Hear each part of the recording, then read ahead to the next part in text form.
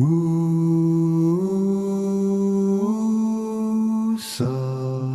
wake up South Africa. You've been sleeping far too long. Wake up South Africa. Now come along and sing this song. Wake up South Africa.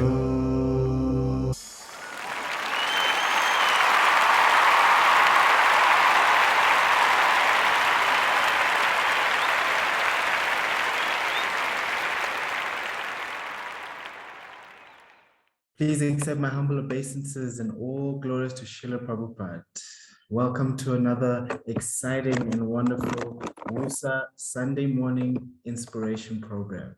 I'm your host with the most, Mandla, and today, as always, we have a very, very special guest speaker with us today, who goes by the name of Swarupa Sakti Devi Dasi Mataji. And thank you so much, Mataji, for joining us today. It is a truly, truly, a true honor to have you. Oh, no problem. Apologies. I was just finishing off a program, so I just had to see some guests out. But thank you guys for having me. The topic that I'm going to be speaking about is the invaluable spiritual master.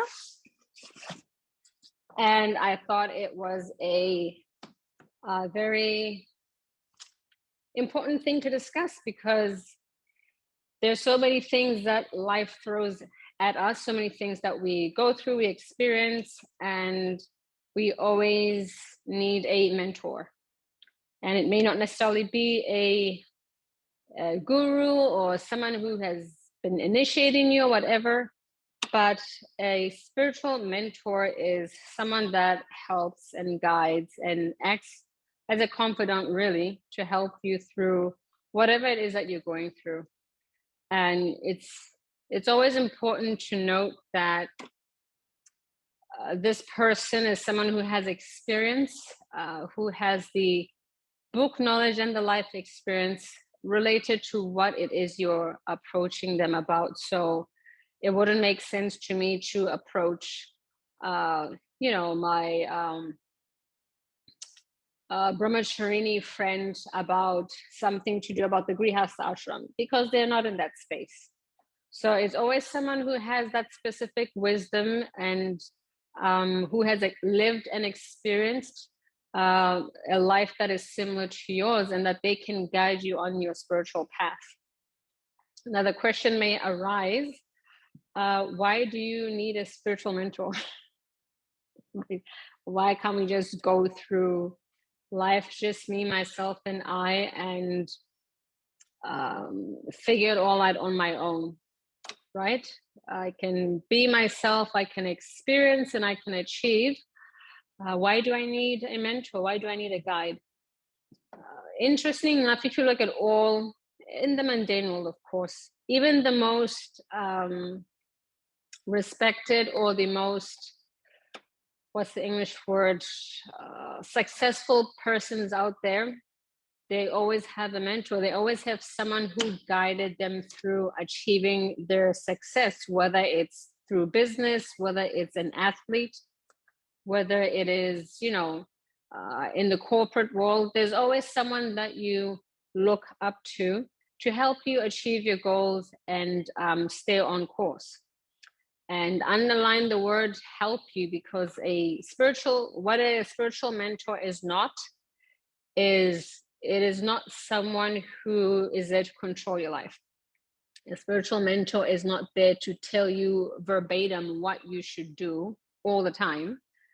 They're not meant to spoon feed us or isolate us from the world, but they're meant to actually show us or give us the tools needed to make those important decisions, to help us on our journey of spiritual life. So it is not someone that is just trying to take over and be the supreme controller, so to speak.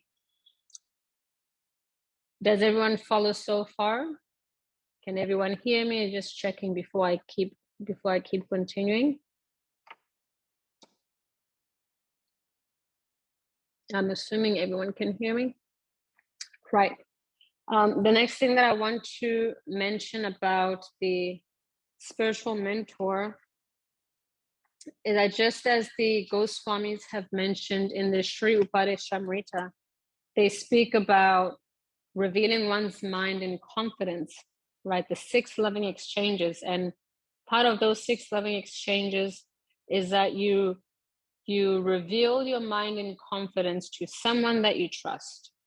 You reveal your mind in confidence to someone that you have faith in.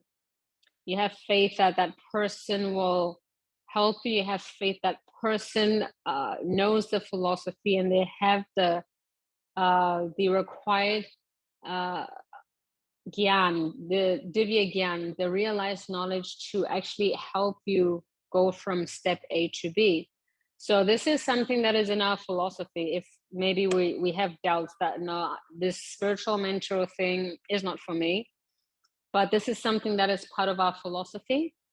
It is something that the acharyas have recommended that we do, that we reveal our minds in confidence, and that we do that based on, you know, a person's level of bhakti, that they are steady, that they are following themselves. If they're not following and they're giving you advice, then of course, you know, with a grain of salt, you have to figure that out.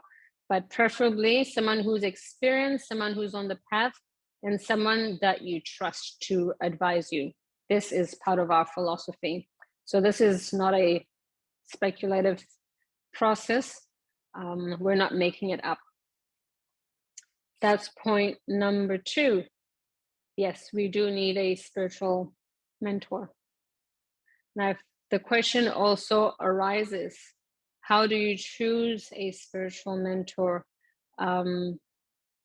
That is something that you, in the same way that you choose a spiritual master, you seek out that person that you know can actually inspire you.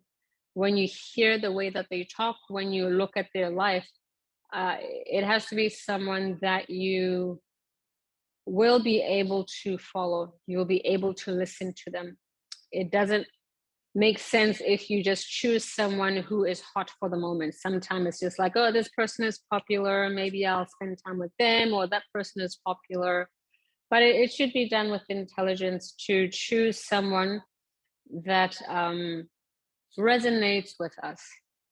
Just because we chant Hare Krishna and we're in the association of devotees doesn't mean that each and every single person, we're going to click with them, or we're going to be able to understand the philosophy or bhakti in the way that they explain. It is natural that you gravitate towards certain people based on your own personality, based on their personality as well. So it's not a choice that is based on externals. It is experiential. You listen to the way that person talks, how they explain bhakti, you're inspired by them. It will naturally be easier for you to, you know, reveal your heart in confidence and develop that trust to be able to do that with that person. So this is another area to look out for, to focus on, not to just choose a mentor just because they're popular or just because they're known, they're kirtanir, they're famous. We're not in it for the fame, right? We're in it for the long haul. So we choose based on realized knowledge. We have to use and apply our intelligence on that. Okay, dokes.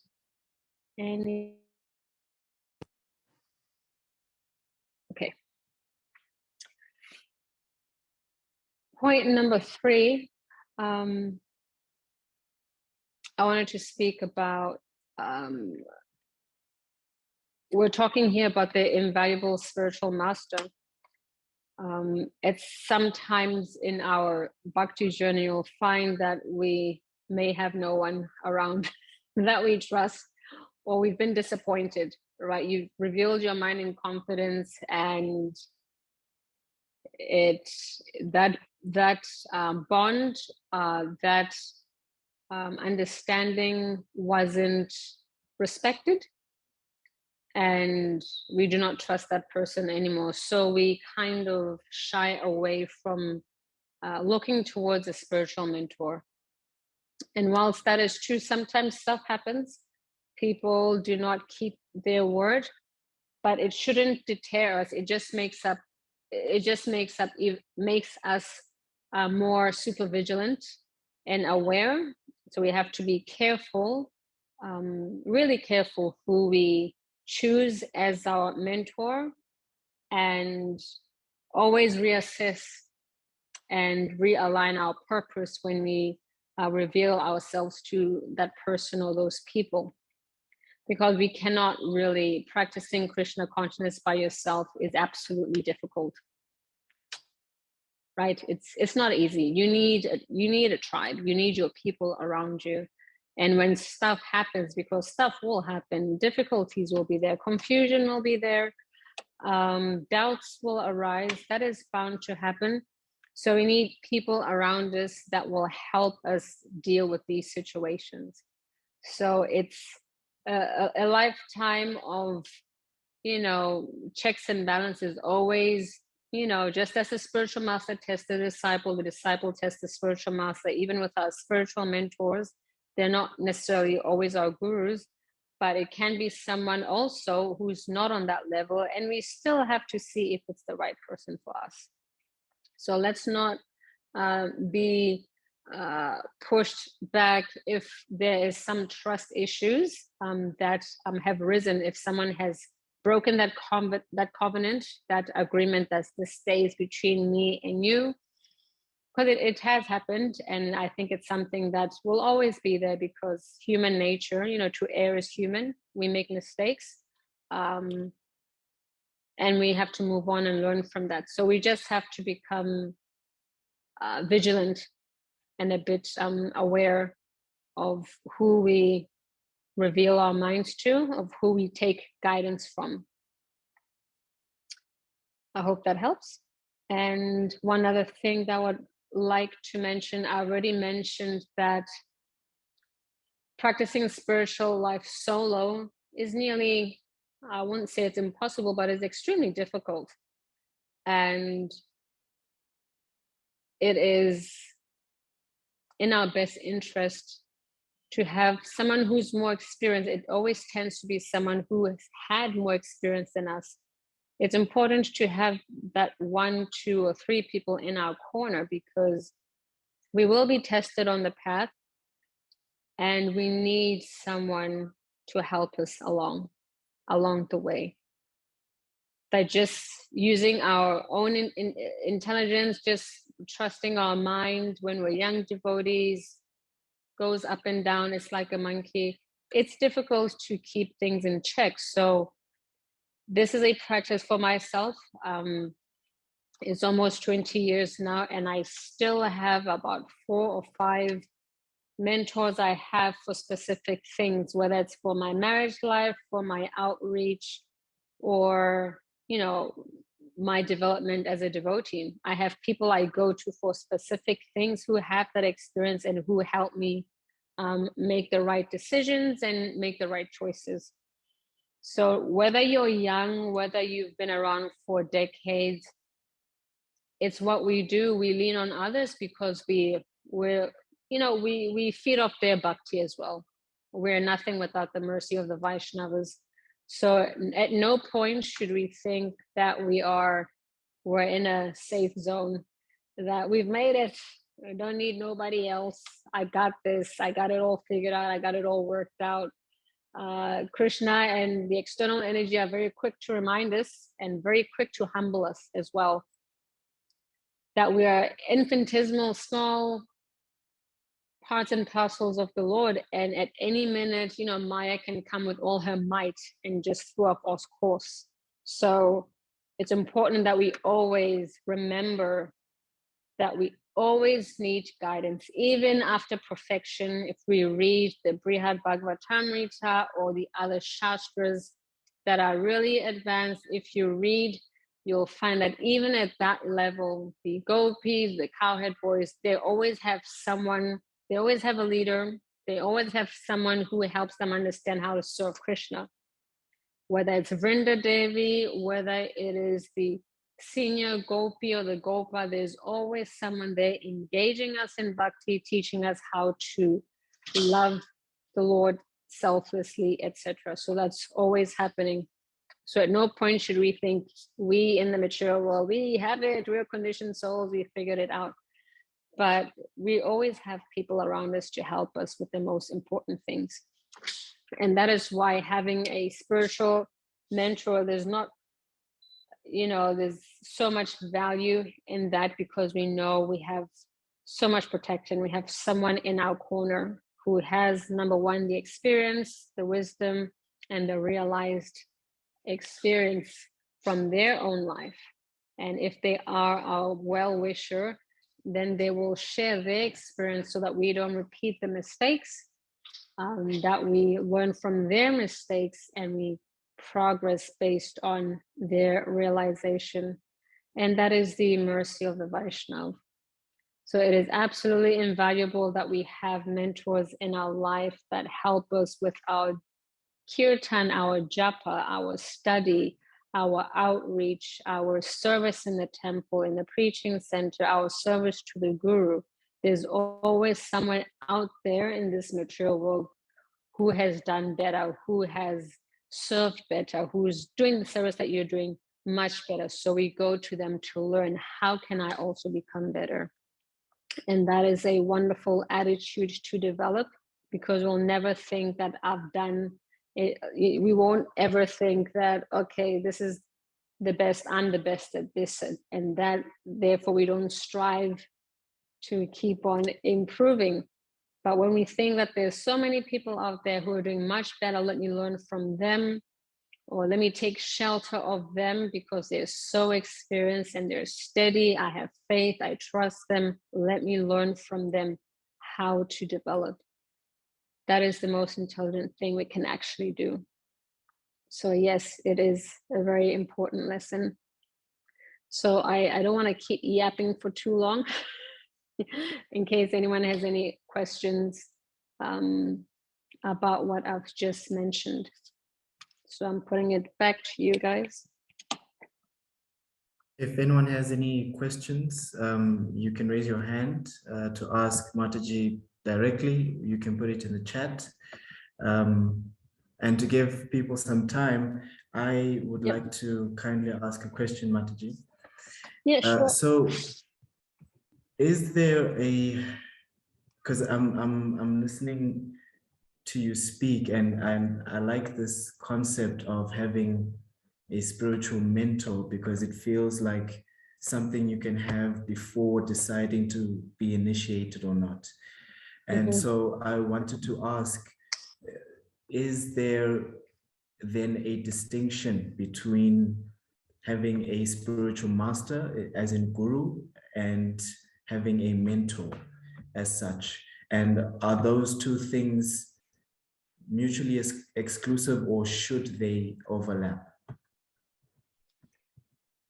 Thanks for your question. A spiritual mentor is someone that you can have well before you decide to take shelter of anyone, well before you take initiation. It could be years of us not actually formally enrolling into the ISKCON or the Bhakti lifestyle, but that person can come into your life at any time, and it doesn't necessarily have to be an initiating guru or your own Diksha guru. It could be someone, as I mentioned, who is experienced, who is around in your area, or someone who's overseas, but who has that element that you're looking for. They're trustworthy. You develop a relationship with them, and therefore you're comfortable revealing yourself and actually taking what advice they give you and putting it into action in your own life. So it happens at any point, and it happens continually. Your biggest spiritual your biggest spiritual mentor could also be your Diksha guru, if you've developed that closeness in relationship and if you have that frequency in communication. I know for myself, I have a very good relationship with my Diksha guru, and I see him quite often and we talk quite often. So over the years, he has been my main spiritual mentor. But I had so many others before meeting him. Right. So before I even knew he existed, I had mentors who would teach me even the basic things, chant and read about sadhana. I had someone who was helping me with my sadhana. And I had someone who was helping me learn how to serve the guru, right? Who eventually became a god sister. So the spiritual mentor comes into your life at different times and they help us evolve and they help us make those decisions for ourselves. When to choose a guru, who should I choose, how to do that entire process. So it could be anyone really, it doesn't necessarily have to be a guru, sannyasi, or your own Diksha guru. So it could be anyone. Before I even got initiated, I met someone who is now my biggest mentor, who lives in Vrindavan.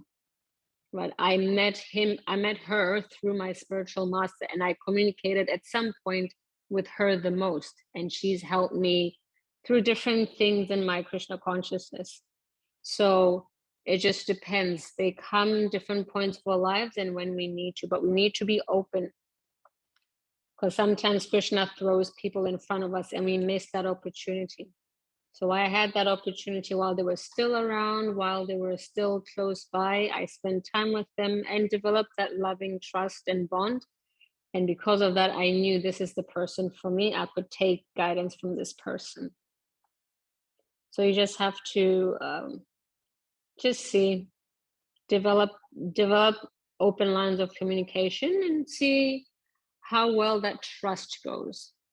If you're able to open up to that person, you hear the way they talk about Krishna consciousness, look at their own life, and if that's inspiring you, then it becomes easier. I hope that helps. No, it certainly does. Thank you. Thank you so much, Mataji. We also have a question in the chat from Tribhuvanath, who asks, Hare Krishna, at what point can one decide to take a spiritual mentor? And also, how do you know that this person is my guru? At one point do you decide to take a spiritual mentor? I just want to make a distinction that when I'm answering this, I'm not speaking as a spiritual mentor as a guru. I'm just talking about someone who helps you in your Krishna consciousness. So sometimes it's your guru, sometimes it's not. At what point does it happen? When you have decided that it is that you want to take your next step in Krishna consciousness. It is different times for all of us. For me, it could be from day one. For someone else, it could be after 5 years of just, puffing around a bit. But that decision, that time it comes from you. It's not something that someone should say, now you should take shelter of this person or that person. When there is a need within your heart, when you see that there is a strong desire within you to make progress, then those questions come. I need someone to connect with. I need someone who's going to help me. That comes as a desire from the living entity. And as that grows more and more, you'll develop a need for a spiritual mentor. And at the same time, you may develop a need to have to choose a spiritual master. And choosing a spiritual master, once again, it is your perception. You study the spiritual masters, you listen to their classes, see what resonates with you. Can you develop a relationship with that person? Does that person come to South Africa? Do they take disciples in South Africa? Because the difficult thing is if you have a guru elsewhere and you never see them. I have friends who've been in the same situation, and it's a struggle sometimes. But you get to know who it is. Within your heart, the super soul will actually hint. I won't say the super soul will hint, but you will know inside if this is the right person for you. Like I knew when I met my spiritual master, I knew this is the person that I can actually take instructions from. I had met a few sannyasis, I'd met a few gurus, I really liked them. But when I met the person that I met and who I eventually took shelter from, I knew from hearing him talk and through our communication that this is the person that I will submit to. It's just within your heart. The super soul works its magic and it reveals to you. As Shastra also says, you know, all these gems, all these realizations are revealed in the heart of the living entity as they chant and as they practice devotional service. So the super soul in the heart will inspire us and will give us the realization the time is now, this is the person, etc. So when is the time where you know you need a spiritual mentor? When there's a burning desire within the living entity within you to want to grow spiritually, to want to get more serious. You will know when it's time. And you'll know when it's time when you want to choose a spiritual master. It means you want to get more serious. You want to officially make the statement, now it's official to the parampara that I want to do this serious. Not that you're not doing it seriously, but you want to make it more official, if you know what I mean. So I hope that helps, Jabuvana. Das, Prabhu.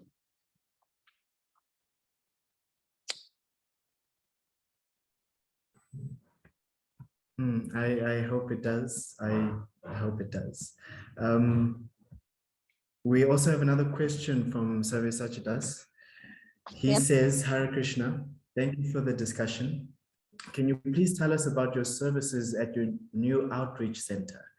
What can you say about mentoring the souls that come your way?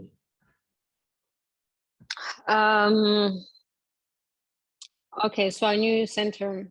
So just a brief history of me. Many of you would have known, I joined in Cape Town, then I moved to Australia in 2008, where the temple here sponsored me and they had a yoga studio. So I was teaching yoga there for many years. And then I met my husband, who was a brahmachari at the time. We got married after some time, of course, after courting, and we worked for the temple. So living simply, doing service full time. And then we moved out, got jobs, got settled, and then got some money. And now we have this little outreach place. So what we do here, it is quite, especially during COVID, it's been quite taxing. Australia as a country, they call it the lucky country. So, and Sabyasachi has been here. So he knows just how much people like to have fun. They like to enjoy its beaches, the good life, the government helps you, there's social systems here. So life is good here. So in one sense, it's very difficult to preach to the Australian because life is too good. However, at the same time, they like to have fun. So when they hear kirtan or they see you on Harinam, they become curious. So the whole point why we have this center here, Bhakti Corner, we're just trying to highlight a few aspects of the Bhakti lifestyle. So whether it's the yoga classes or meditation, today we had like a kirtan, we call it Soul Feast, on a Sunday. So we do kirtan for about 1.5 to 2 hours. And then we have prasadam together and just get to know people and talk to them and tell them about the other events that we run. So my experience doing this, one sense, it's like I said, it's taxing. Preaching to young people, to new people, it's a lot of energy.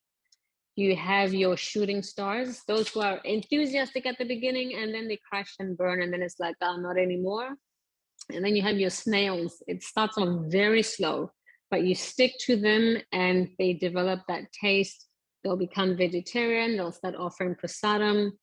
They'll chant one round for like a year, if that, and then slowly they develop. Right? We've had many people who came from the preaching center that we used to manage who have become devotees, who are initiated, etc. And one may ask, why do this? Just sit and chant Hare Krishna, be peaceful in Australia, live the simple, happy life. But to be quite honest, I won't say it's boring doing that, but giving or sharing Krishna consciousness has to be one of the most rewarding experiences of my life. As exhausting, as taxing as it is, there is nothing more pleasurable for me than to see people get to know about Krishna consciousness and just learn about who they are, learn about the world that we live in. So I was working, my husband still works full time, but I've quit my job to solely focus on this project. And I've seen that it makes me happy doing this. It's given me a taste of Krishna that I thought I had lost. You know, once you engaged in outreach work, there's a certain type of taste for Krishna that you don't get anywhere else. That's been my experience. So I missed that aspect of sharing Krishna with people who wouldn't ordinarily want to know about Krishna.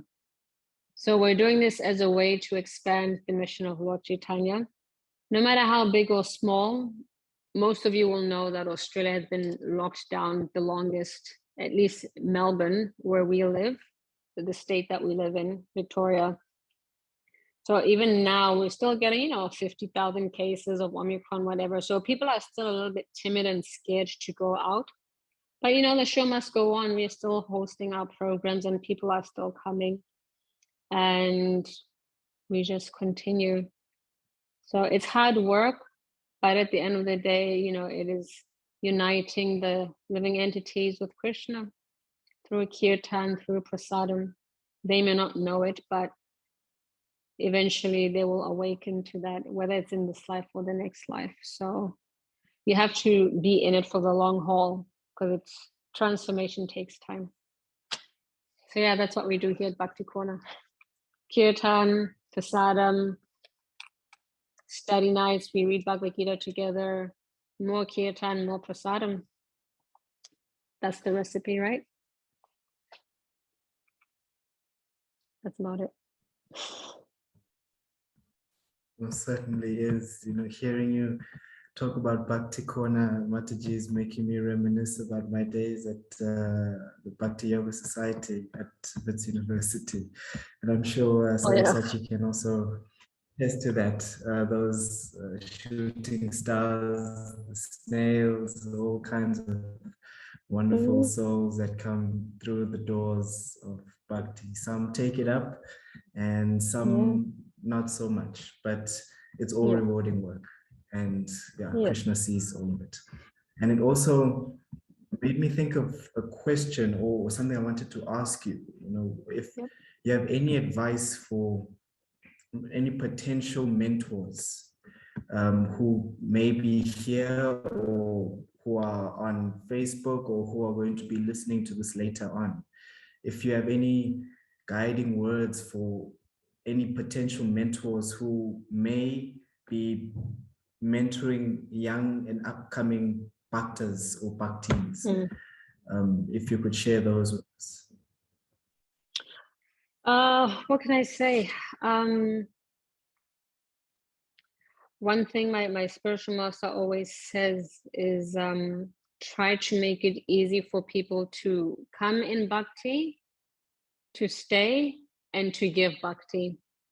So sometimes, no matter where you bite the apple from, you're still biting the apple. So whether someone is like your shooting star when they come to Krishna consciousness, or they're slow poke, it takes them forever to learn something, we just keep encouraging and keep fanning. But it's not always easy to practice Krishna consciousness, whether it's family issues or coming from where I come from, in Botswana, like no one knew what the heck Krishna consciousness was. And when I went back home and I was showing my family beads and books, and they thought it's the most foreign thing ever, right? And it was just so weird and awkward. And I used to message, Raj Krishna at the time and Radha Sangha. I used to always tell them, my family is not so conducive, not conducive, but they were just confused. They didn't know. And I would message them constantly. And these devotees never gave up on me. I was a nag. They never gave up on me. And that's part of why I continue to do what I do, because these devotees, I looked up to them, I trusted them, and they never disappointed me. They stuck by me. Even through the confusion, even through the difficult times, I had my moment where I had, in the beginning, 1 foot in, 1 foot out, when I was studying in Abbott's College, all your friends are doing stuff and you go to the temple on the weekend, you love it. And then you come back, you want to have a cigarette, a drink. It was a little bit hard, but they would see all these things and they would still stand by me and say, no, keep coming, just keep chanting, right? They never gave up on me. And for me, because of that, I refuse to give up on anyone that I meet, even if it takes me 8 years to get you to the point of becoming a vegetarian and offering your food. I do not give up on anyone because no one gave up on me. So sometimes as a mentor, and also when I was running the ladies ashram here, it was the most difficult service managing women. Right, even in Krishna consciousness, we all have our conditioning, man, woman, you name it. It was hard because I was a young person myself. They were my mates from different countries, so I had to learn their mentality. I had to learn their natures. It was so difficult, but it was through that service that I learned how to be patient, tolerant, and really develop compassion for myself and for others, because everyone is trying their best to remember Krishna. Some are quicker to remember, some will become more surrendered quicker, but it doesn't mean that you forget the slow ones. It doesn't mean that you sleep on the ones that find it difficult to memorize the verse. Because when they see that you don't give up on them, when they see that you go to bat for them, they will never forget it, and they will strive even harder just because they see how much you go hard for them. So as a mentor, whether someone makes a mistake, so many times, I would just cop it.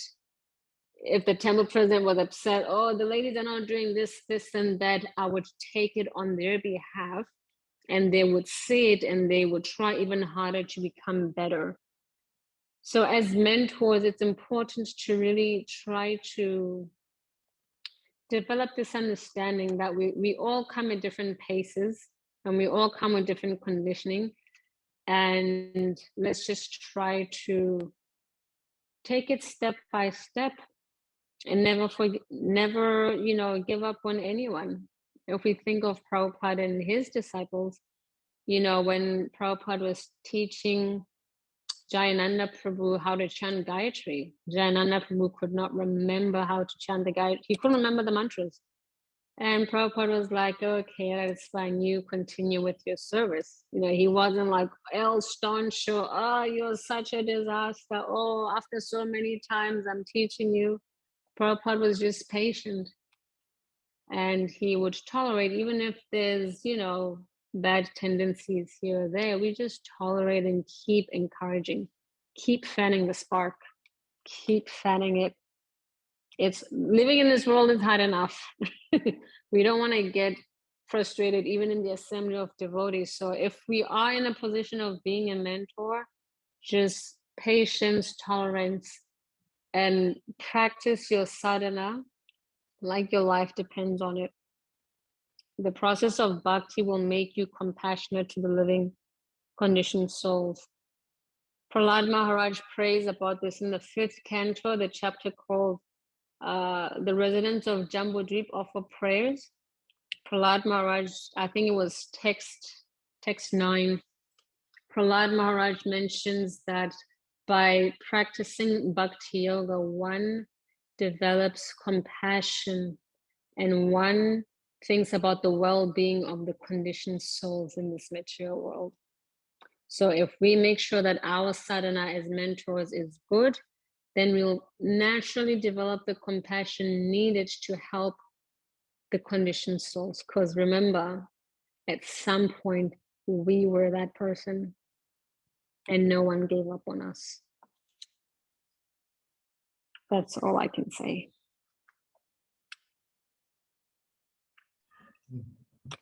Such beautiful and inspiring words. Patience is key because we've all been there. Hashtag. We've all been there. Thank you so much. We have one more. We have another question from Nomsa, who says, Yep. Hare Krishna, thank you for a beautiful class. It's been very informative. Can you please share a little bit on how to regain the trust of devotees after it's been broken?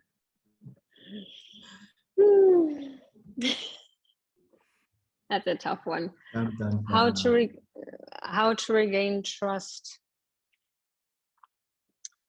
I remember, there's so many things that I can think of.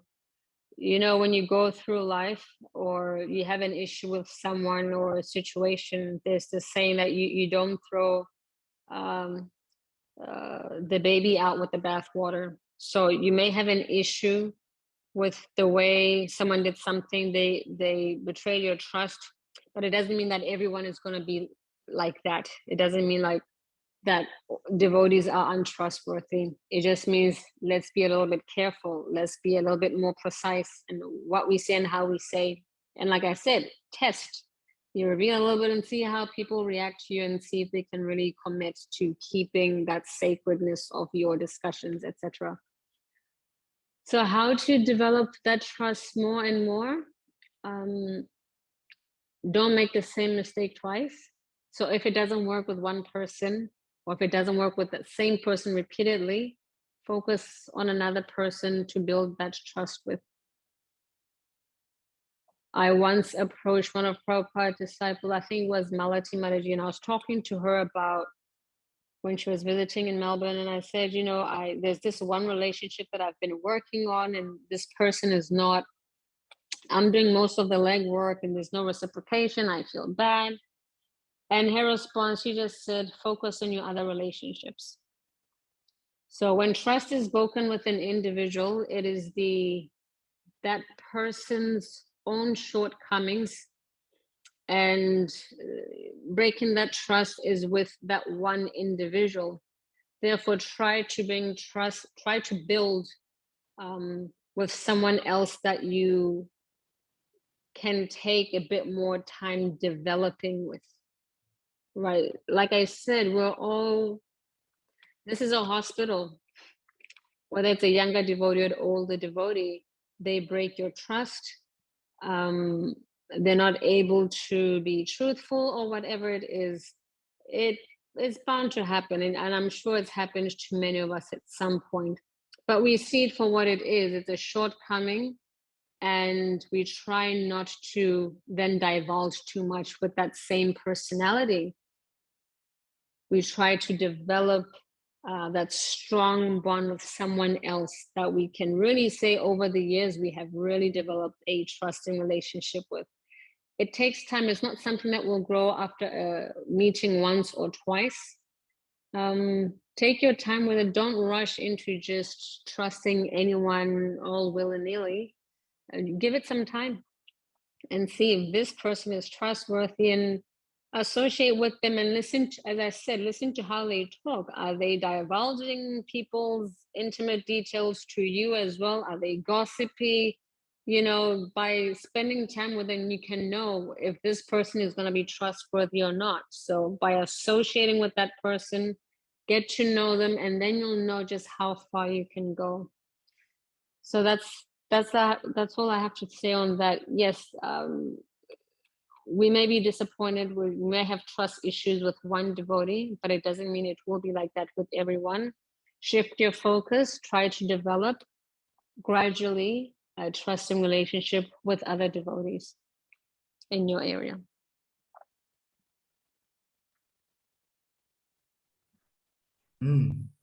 Trust issues are a real thing, and we need to, Unfortunately. Yes. If there are any other questions, if there's anyone who would like to ask Mataji a question in person, You can raise your hand, you can unmute yourself. Please feel free. If there's anyone else on Facebook as well who would like to ask a question, now is your time.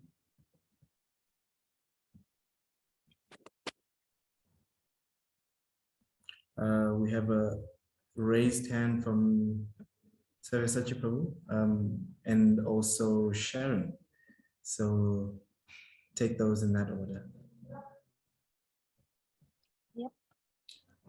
Okay, I'll just give Salasi a chance to go. I just wanted to let you know that there's a question on Facebook, and if it's not, if it's picked up and put in the chat, if not, I'll read it out.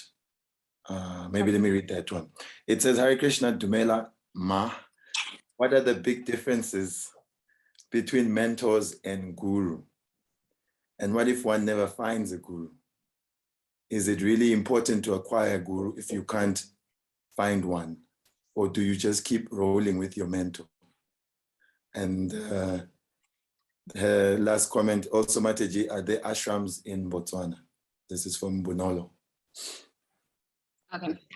I'll answer that. Is it necessary to have a guru? The acharyas do advise that it is important that we do have one. Mind you, guru means, someone with, as the Bhagavad Gita has told us, someone who has knowledge, someone who is heavy with knowledge.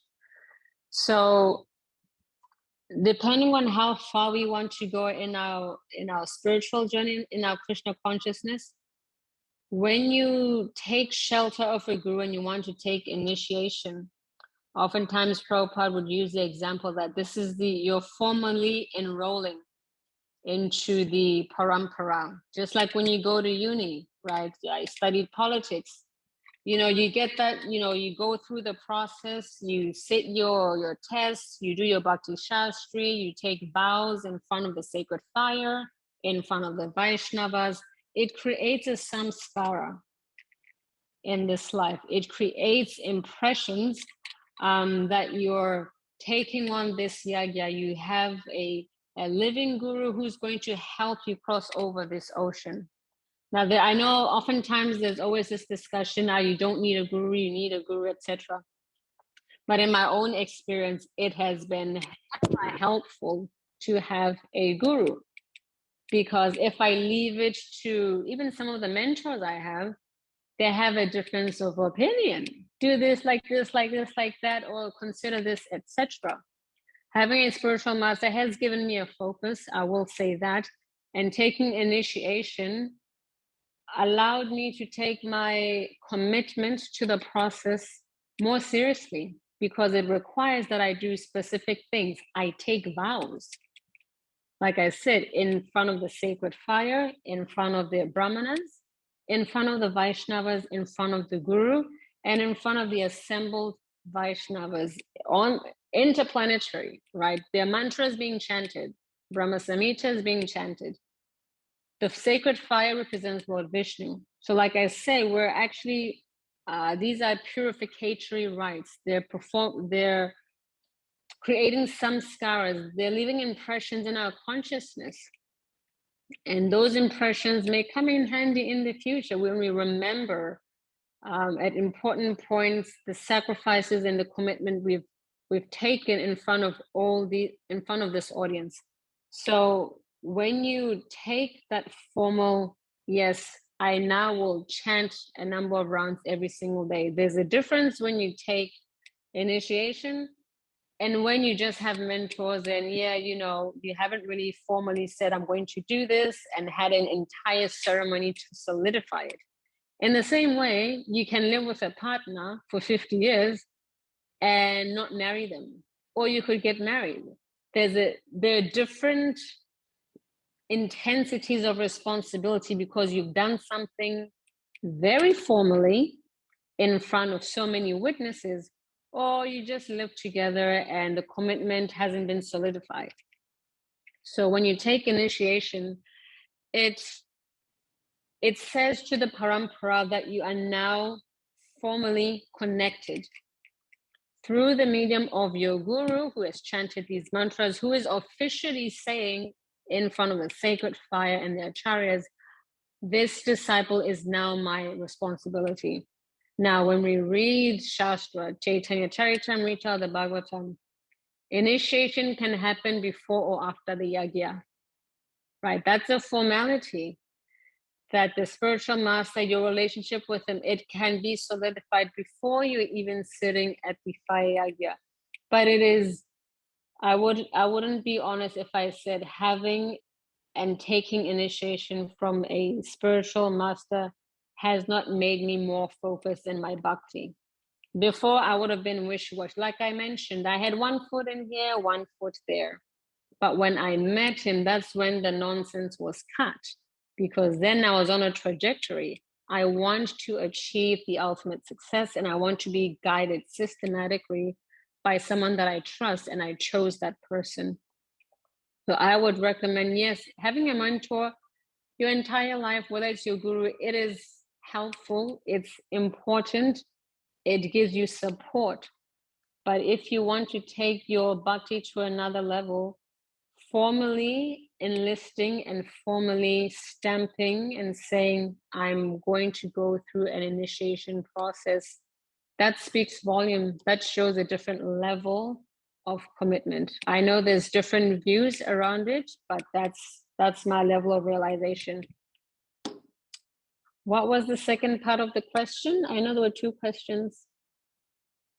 Is there an ashram in ladies ashram in Botswana? I think that was it. Not that I know. I haven't been to the new temple. The first temple that was at someone's house, and you know, it wasn't really set up like that. It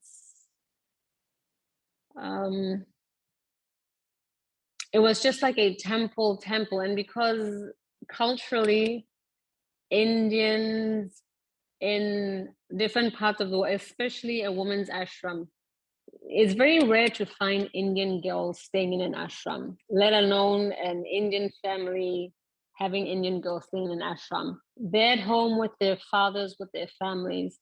So there wasn't an ashram in Botswana. And that's why I stayed in South Africa. Even after graduation, I didn't go back to Botswana because there was nothing. I wanted to serve full time, and there was just nothing there for me. So I stayed in South Africa, and then I moved here. That's the reality. But it would be great if there was a ladies' ashram in Botswana. That would be something. But at this point, I don't think there is.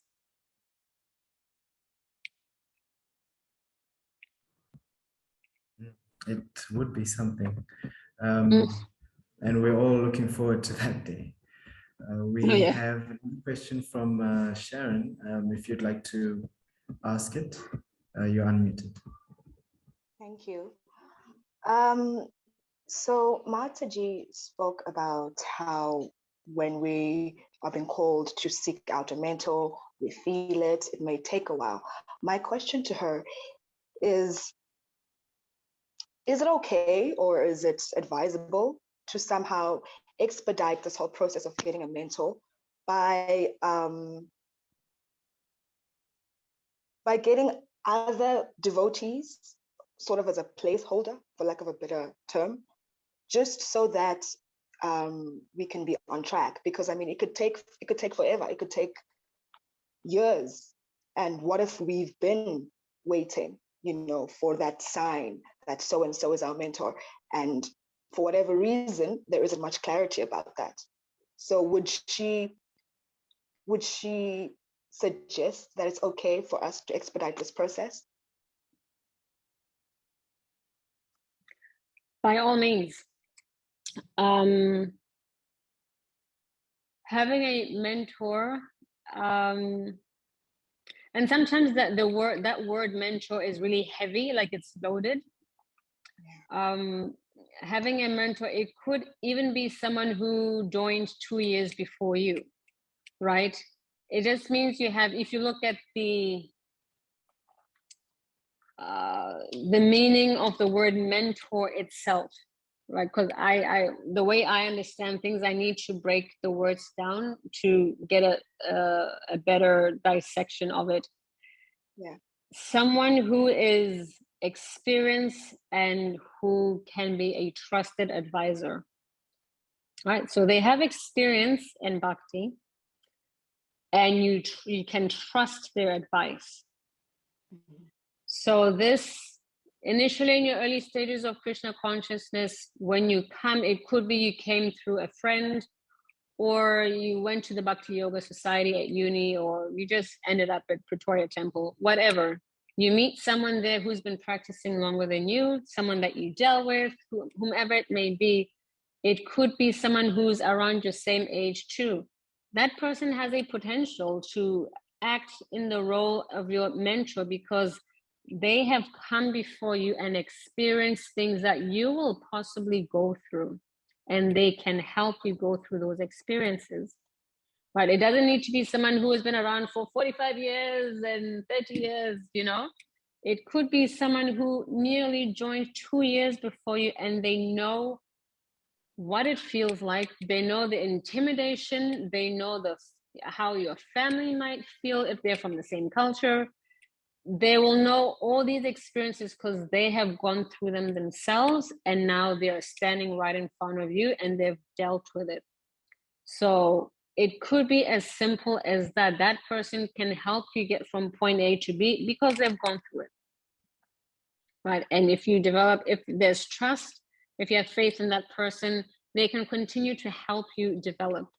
And later on, that person may still be in your life.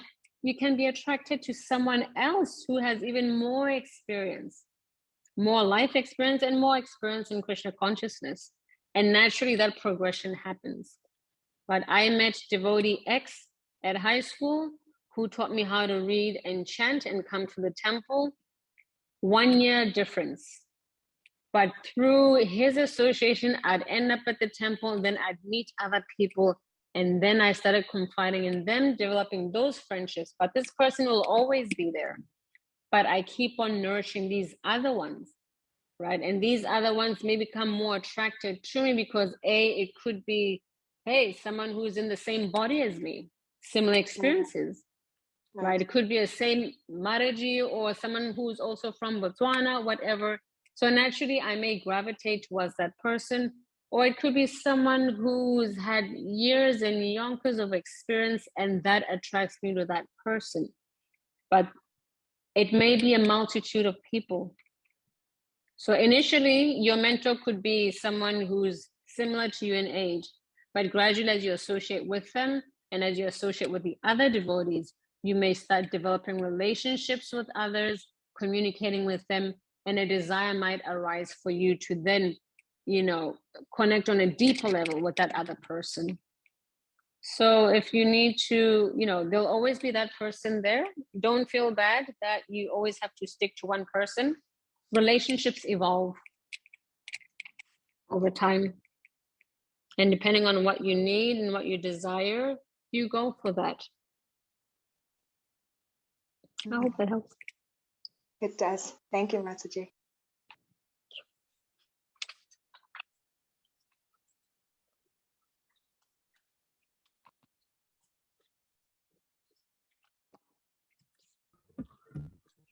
True words of wisdom. Thank you so much, Mataji. We have another question from Galaxy A30. I'm sorry, I didn't know your name. So we have an Android question. We have a bot that is trying to be a devotee. It's wonderful. Oh dear. It's for everyone. It's beautiful. The question reads, Hare Krishna Mataji, can it be right to say that with a mentor in place that it promotes that one has to come to their own conclusions with life? Therefore, therefore promoting making choices and decisions, whether you come to the right one, come right or not with them. There's a lesson to learn. Can such approach not promote dependence and a sense of weakness and a fear to do or take your own decisions and choices, then building self-confidence? Right, that's a great question. When you have someone that you speak to, take guidance from, you get addicted or attached to the idea that, oh, this is too much, let me just ask them, they'll tell me. But as I mentioned at the beginning, a mentor is not a person who's there to tell you what to do. They merely hand you the tools, and just like Arjuna did to just like Krishna did to Arjuna. Arjuna, when he was on the battlefield, he's questioning his actions, doesn't want to fight. Krishna then lays everything out, and in the end says to Arjuna, now you decide, I've given you everything. It's your choice what path you want to take. It's your choice what you want to do. Krishna was acting in the role. First, he was a friend, and then Arjuna said, now I'm approaching you. I'm your student, surrendered unto you. Now you guide me. So in a similar way, when you have a mentor, someone who's showing you the ropes in bhakti, they may suggest certain things. They may advise, read Prabhupada's books, rise early. They may emphasize the importance of certain things. But at the end of the day, as I mentioned, it is up to you. And when it comes to, being wary that, you develop an attachment for always going to that person, always asking advice, the unhealthy attachment would be us wanting them to make the decisions for you. No one should make a decision for you. That is our responsibility. But if you look at throughout the books, Bhagavad Gita, Srimad Bhagavatam, and throughout our life in general, we always go towards something or someone to check and balance our actions. Right, but the process of Krishna consciousness can be so easy and so complex at the same time. But it's important that we can bounce off our desires, our confusions, our frustrations. We need to bounce it off someone. Otherwise, where are we going to take all of that to? We bounce it off someone, we put it out in the ether, then we try to figure it out for ourselves. But it is part of the process. Questions and answers, like the sages are doing, that is so normal. That when we're stuck with something, we want to go to someone to ask for advice, to ask for help. That is a healthy relationship, in my opinion. And Prabhupada's books, there's ample examples of that happening, asking questions. The sages are asking questions, Sutta Goswami is responding, Kadama Muni is responding, Sati is asking questions. That is going on continuously, and we want answers. So it is natural that we need help, we need guidance and advice, but we make those decisions for ourselves. To try to go through all of this without having a check and balance could prove to be fatal for us, for our growth in Krishna consciousness. By ourselves, it's hard to figure everything out. It's really difficult to figure everything out. So the best advice I could say, we should not get attached to, but being in the association of devotees and trust that they're there to help us, but also develop a strength for ourselves that I'm going to make the decisions for me. Whether this person responds or not, I should be equipped enough to make decisions for myself. If all else fails, if we don't have a mentor, if we don't have a guru close by, if we haven't associated with anyone, Prabhupada is always here. Prabhupada's purpose and Prabhupada's letters, we study the Leelamrita and we study how Prabhupada dealt with the devotees, the relationship he's had. There's always an answer for us in one of these books. There's always, whether it is Chasing Rhinos with the Swami, wonderful books. Prabhupada's disciples are writing books about their experiences with him. That's Shama Sundar Prabhu. And then we have The Great Transcendental Adventure, Kuma Prabhu. There's so many little biographies out there. Miracle on 22nd Avenue by Mukunda Maharaj. We can read these books, we can listen to them as well. And we can get advice from Prabhupada himself. We can get inspiration from Prabhupada by studying how Prabhupada dealt with his disciples. So, and in that way, we can make decisions for ourselves what to do during X, Y, and Z situation. Not that that right is given to a mentor to decide for us. A mentor should never decide anything for your life, spiritually or materially. They're only meant to guide us to make the best decisions for our Krishna consciousness. So no, we shouldn't get attached to having them, or we shouldn't get attached to, having a mentor pretty much tell us what to do on a daily basis or etc. That as we grow in bhakti, we'll know what to do. If we're being properly trained in bhakti, we will make the right decisions and choices for ourselves. I hope that helps. I have no doubt that it does. The mentor is just like a torch in a dark forest. Ultimately, we have to walk along that path in the forest. Thank Yeah, you it's so like much. it's like having a compass. It shows you the way.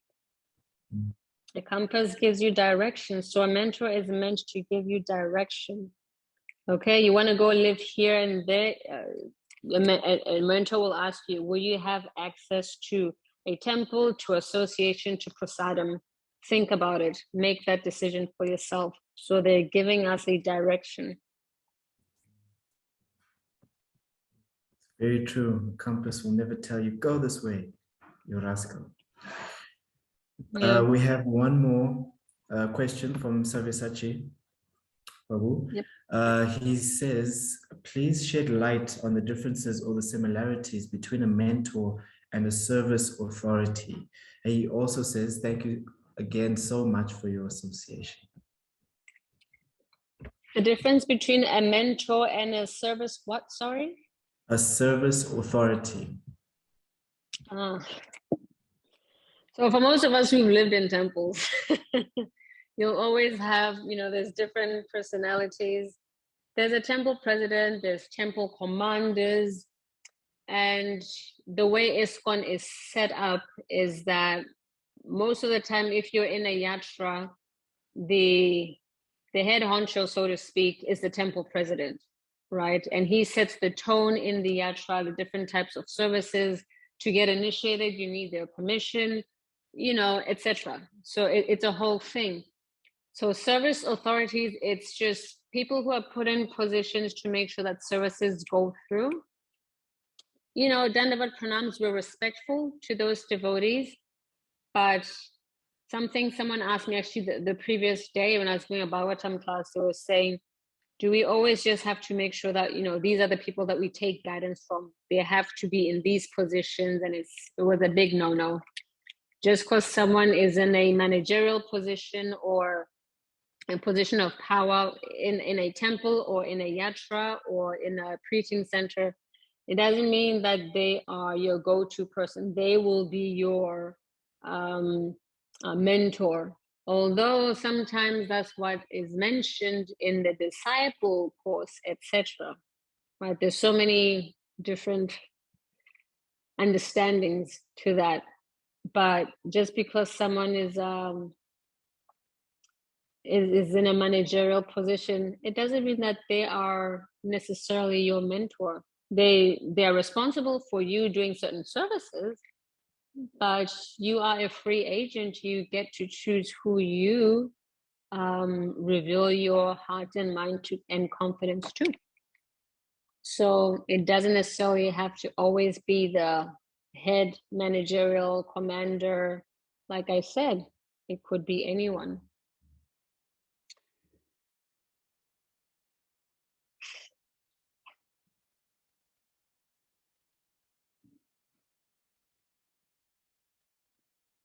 I don't know.